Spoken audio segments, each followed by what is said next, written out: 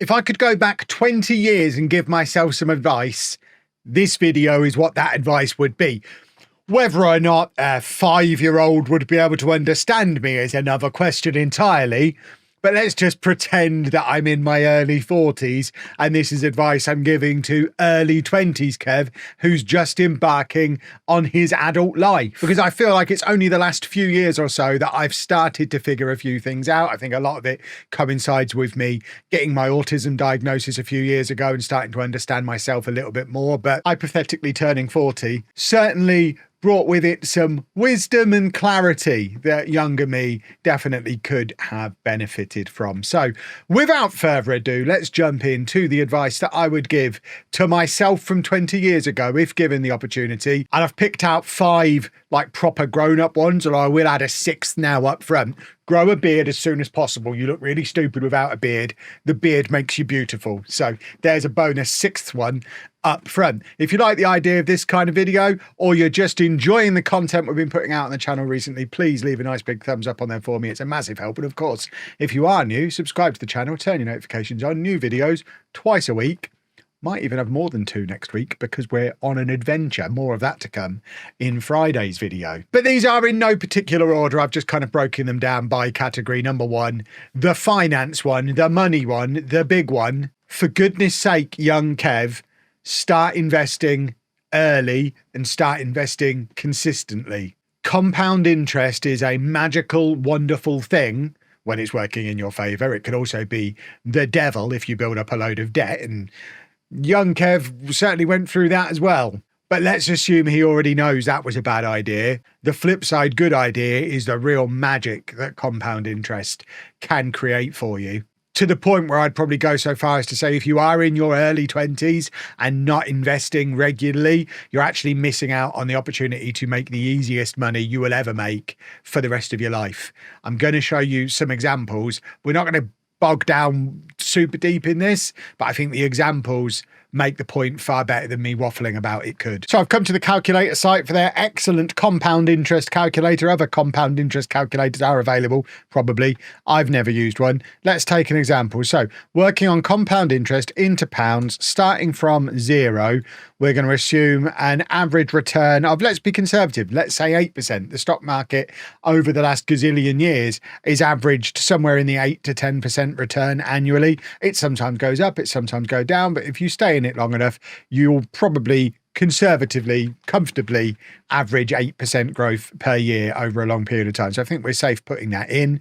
And let's say we're talking to, for ease of numbers, 22-year-old me, because 22-year-old me is 45 years away from retirement, standard retirement age at 67. So starting from 0 at 22 years old, if I were to invest £100 a month, starting at 22, from 0 until the day I retired, I would retire with £500,000. £527,000, which, as you can see, that's based on £54,000 worth of deposits. So almost all of it, it's almost £500,000 of free money. You can probably do this bit of maths yourself. If you doubled that to £200 a month, you're basically guaranteeing you'll retire a millionaire, and almost $1 million of that will be free money. That's your interest, that's your growth, purely by leaving it invested for so long, being consistent with it. If I could find a way to get past Kev to do £200 a month from 22 years old forever, I would be laughing right now, because where I am now, 42, 20 years in, I would now have a little nest egg of £117,000, knowing full well that we just leave it going as is and I'm going to retire a millionaire. And that kind of does illustrate the magic of the compound interest, because of the way that it grows. 20 years in, you've only made 100,000 only,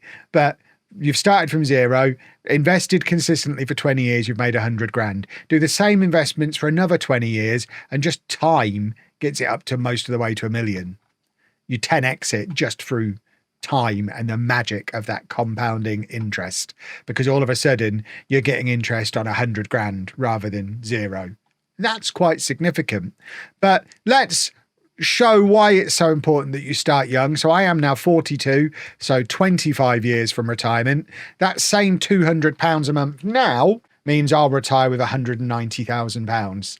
Less than a fifth of what I would get if I'd have started 20 years ago at 22. In fact, for me to get to the point now where I would retire a millionaire, I would need to invest £1,100 a month starting now every month for the next 25 years. And that would get me to that £1 million. I'm going to have to invest £330,000 of my own money in 25 years, as opposed to £100,000 of my own money spread over 45 years to get the same result. There is no beating time when it comes to investments. If you are young, start now. Start with a fiver, start with a tenner, start with whatever you can afford. Next pay rise, put that straight into the stock market. Just find a way to invest early. It is free money and you will never get the opportunity for it again. And I missed out on it. And then we have health. I mean, I've talked recently, I made a video about how I've lost a lot of weight over the last 18 months or so. I'm moments away, a smidgen away from losing £100 in 18 months. And the only reason I've been able to do that is because I got so fat to begin with. And it just kind of snuck up on me over the years. So the advice I would give to young Kev is the advice that I found so helpful in losing the weight. And that is just track the numbers, track your weight, weigh yourself once a week, young Kev, because if you do weigh yourself once a week, you'll notice when you start putting the weight on. From my mid-20s to my late 30s, I basically put on a stone a year pretty consistently every year, went from like 13, 14 stone up to, at my height, over 26 stone. Just by putting on a stone a year. And you break the numbers down, it's about £1 a month. You don't notice £1 a month if it's just happening super slow.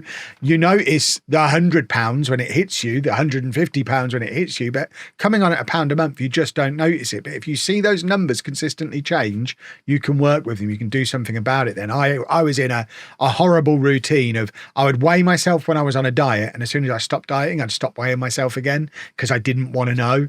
Well, if I'd have just known, it would have allowed me to stay a little bit more focused. For the last 18 months, the biggest, most significant change I've made that's allowed me to lose weight is weighing myself once a week. Because if I go 3 or 4 weeks and I don't lose any weight, I know I need to tweak something and try a little bit harder. If I go a couple of weeks and I've put a little bit of weight on, I know I need to tweak something. If I look back over the last 6 weeks and I've lost 5 or 6 pounds, then I'm like, yeah, okay, this is moving in the right direction now. Keep doing what you're doing. And it's just allowed me to get things under control, but way later than I should have done. It shouldn't have taken me until my 40s to start getting myself down to a normal person weight. And I'm still very overweight. I'm about 19.5 stone on a 6'2" body.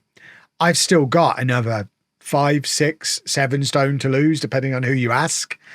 And I never would have been in this pickle if young, thin Kev had just been aware of how much he weighed and been aware of the weight as it was going on and could have just cut it out. And imagine the beautiful scenario of if he'd have just bought one less takeaway a week, stuck that money in the stock market, you stupid young idiot. One of the best lessons I've learned since turning 40 is a mindset one. And it's something I'd been telling myself for years because I read it in a book. I think it was a Tim Ferriss book a long time ago, but I didn't really believe it until I turned 40. I don't know what it was about turning 40, but I really started to believe done is better than perfect. You've got to stop trying to optimize everything, young Kev, because you just get yourself in analysis paralysis. Just get on with it. Get it done, move on to the next thing. It doesn't matter what it is, done is better than perfect. And that applies to work, health, money, your house, your car, your stuff. Done is better than perfect. Getting back to the money example from before, £5 a week that is actually invested into the stock market is much better than, it really needs to be 200 because £5 a week, I won't retire a millionaire. I'll only have £250,000. So I'm not going to do it until I can afford the 200. Balls to that. If you've got £3 a week spare, do it with your £3 a week and get it done, because done is better than perfect. And I can't emphasize it enough. Just get it done, whatever it is. And then for number 4, we need to talk about your personality, young Kev, because you are a bit weird. Good news, bad news, depending on how you see it. You're only going to get weirder as you get older as well, because you're going to start embracing the weird. The older you get, the weirder you're going to get. And I suspect we're well on track for being a crazy old man, and I'm kind of coming around to the idea for it. But what I am getting at with this one as a piece of advice to you, young Kev, is that it's fine not to enjoy socializing. Stop trying to force it. Stop pretending you like the taste of beer. Stop pretending you like being out in noisy pubs or going to noisy gigs. You don't enjoy any of that stuff. And if the people you're hanging around with only want to do those things, maybe you're hanging around with the wrong people, because I promise you the right people are out there. I tell you what you'd really love: Comic-Con, games conventions. The Lego store is a place you're really going to come to enjoy. Disneyland. There are social activities that you do like. Stop doing the ones that you think you're supposed to like because everyone else is doing them and you want to fit in. You will find other ways to connect with people that don't involve drinking lager because everyone else is drinking lager, even though you'd rather have a Dr. Pepper Zero. Was Dr. Pepper Zero a thing back then? Were we still on sugary drinks 20 years ago? Because again, newsflash for you, past Kev, you are autistic. You don't know it yet. You don't even really know what that means yet, but you are autistic. Your brain doesn't work the same way as those people who enjoy the pub, the beer, the noise, the nonsense. Your brain works differently. It's fine to be different, and there are people out there like you, and you can find them. And the internet, I know it's relatively new, the internet is a great way to find them. It's absolutely full of them. Go hunt out this place called Reddit. Was Reddit there 20 years ago? Twitter? Forums? Where can you go? YouTube had just started, I think. You'll find your people. And what you'll also find is you're much happier through not trying to fit in, not trying to behave like everybody else. Just do what makes you happy, and your happiness will draw people towards you. In the future, you're not going to believe this one. You've got two quite successful YouTube channels, one where you just play computer games and one where you just build Lego. I know, it is bonkers, but they pay your bills. And the thing people like about them is it's clear how much you're enjoying yourself. And that joy, that pleasure is infectious. It draws people in, and you built your people around you without having to go to the pub, without having to drink beer. Give it a try. I mean, this isn't one of the tips, but maybe try and start YouTube earlier than 2015. It was 10 years deep by then. You could have been Zoella. You don't know who Zoella is yet. You will. You could have been her. And we've touched on it a little bit in that last one, but my fifth tip is to do with your hobbies, the way you spend your free time. Because at the moment, in your early 20s, you are fighting against it. You're newly married. You've got a young kid. You are fighting against the urge to play computer games. You don't currently own a games console. You got rid of it. You sold it to buy a pushchair. You have got a PC. You have got Championship Manager on it, but you do get frowned on for playing it. But you don't have any toys. You're trying to convince yourself that now you are married, now you've got a job, now you are a grown-up. You want to spend your days in beer gardens or at shopping centres or at garden centres or cleaning the car, doing the garden. These are the things you enjoy now. Newsflash, they're not. They're all rubbish. The things you enjoy are the same things you enjoyed as a kid, because that's how your brain is. You enjoy computer games. You enjoy Lego. You enjoy action figures. You enjoy Pokemon. You enjoy comic books. These are the things that you enjoy. These are the things that give you joy. Embrace them. They're super fun and they're super expensive to get back into after you've spent years selling it all off and getting rid of it all. And you'll look back wishing you still had the stuff that you had when you were a teenager, wishing you'd bought some of that stuff 20 years ago, because it'd now be worth an absolute blooming fortune. So whether it's Football Manager or Lego or action figures or travel, I know you want to travel and you're not. For goodness sake, buy a backpack and get on a plane. You might have to take the wife and kid with you, but they'll like it too. Go travel. It doesn't have to be expensive. It's certainly worth a lot more to you than a car is. You don't need to be a 2-car family at your age, because everything that I've got now in my 40s, everything came from me just embracing my hobbies, embracing the things that I found fun. Leaning into games, leaning into toys, leaning into travel and tech and content creation and YouTube and everything, every part of my life. I only have what I have because I eventually figured out to lean in and do the things that I enjoy and do them well, do them consistently, get them done. Don't worry about perfect, get them done. And now I've got what I would describe as a pretty awesome life. Even though to the outside looking in, I basically look like an unemployed autistic man who never grew up, which maybe that's not what you aspire to be, but it makes us happy, Past Kev. We like it. And that's it. That's all I need to say to him. So if anyone has got a way to package that up and send it through to him, it might take a minute to convince him that it is me, because I have got a beard. I am a lot heavier. I have got the lines on my face that weren't there back then. But hopefully he'll believe it's me. I don't have a secret code word or password to give him. But goodness me, if just a few of those messages get through, he'll be a lot happier than he is now. But let's not end it there, boys and girls, because if we do crack the whole time travel thing, it would be selfish of me to just deliver messages back to my own former self. So feel free to use the comment section to fill it up with the messages you'd give to younger you.